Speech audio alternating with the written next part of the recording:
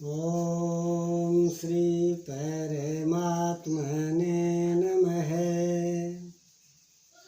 गीता सुबोध संस्कृत में है।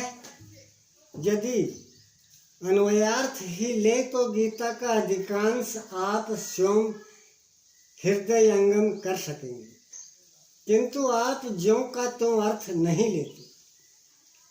उदाहरण के लिए श्री कृष्ण ने स्पष्ट कहा कि यज्ञ की प्रक्रिया ही कर्म है, फिर भी आप कहते हैं कि खेती करना कर्म है। यज्ञ को स्पष्ट करते हुए उन्होंने बताया कि यज्ञ में बहुत से योगी जन प्राण में अपान को हवन करते हैं, बहुत से अपान में प्राण को हवन करते हैं। बहुत से योगी प्राण अपान दोनों को रोककर प्राणायाम परायण हो जाते हैं। बहुत से योगी इंद्रियों की संपूर्ण प्रवृत्तियों को संयमाग्नि में हवन करते हैं।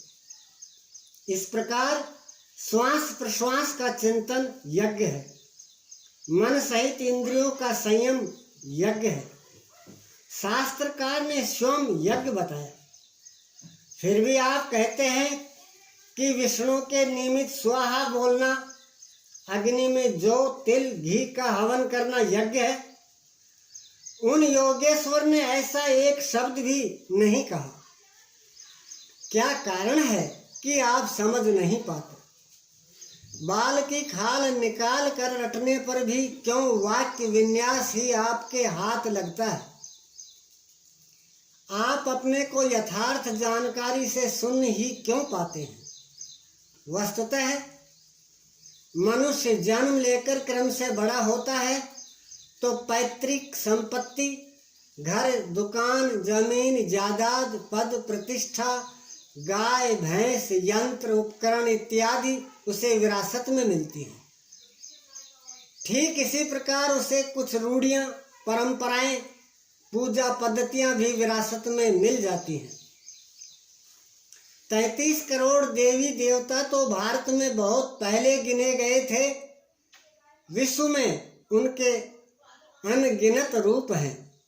शिशु ज्यों ज्यों बड़ा होता है, अपने माता पिता, भाई बहन, पास पड़ोस में इनकी पूजा देखता है।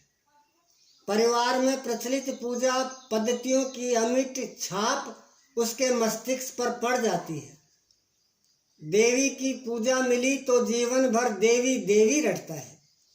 परिवार में भूत पूजा मिली तो भूत भूत रटता है। कोई शिव तो कोई कृष्ण तो कोई कुछ पकड़े ही रहता है।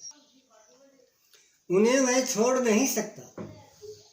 ऐसे भ्रांत पुरुषों को गीता जैसा कल्याणकारी शास्त्र मिल भी जाए तो वह उसे नहीं समझ सकता। पैतृक संपदा को कदाचित वह छोड़ भी सकता है, किंतु इन रूढ़ियों और मजहबी पचड़ों को नहीं मिटा सकता।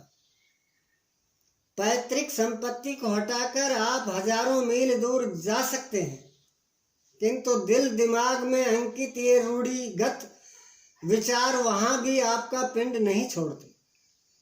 आप सिर काट कर अलग तो रख नहीं सकते। अतः आप यथार्थ शास्त्र को भी उन्हीं रूढ़ियों, रीति रिवाजों, मान्यताओं और पूजा पद्धतियों के अनुरूप ढालकर देखना चाहते हैं। यदि उनके अनुरूप बात ढलती है, वार्ता का क्रम बैठता है, तो आप उसे सही मानते हैं, और नहीं ढलती तो गलत मानते हैं। इसलिए आप गीता का रहस्य नहीं देख पाते। गीता का रहस्य रहस्य ही बनकर रह जाता है।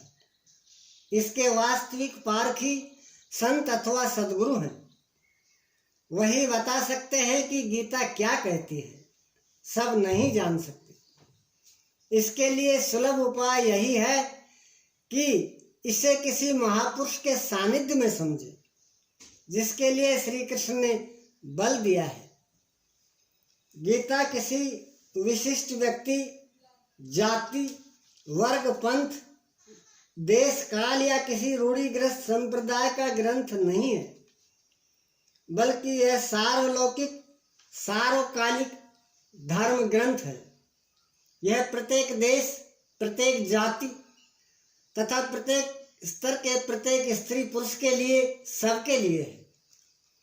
केवल दूसरों से सुनकर या किसी से प्रभावित होकर मनुष्य को ऐसा निर्णय नहीं लेना चाहिए जिसका प्रभाव सीधे उसके अपने अस्तित्व पर पड़ता हो।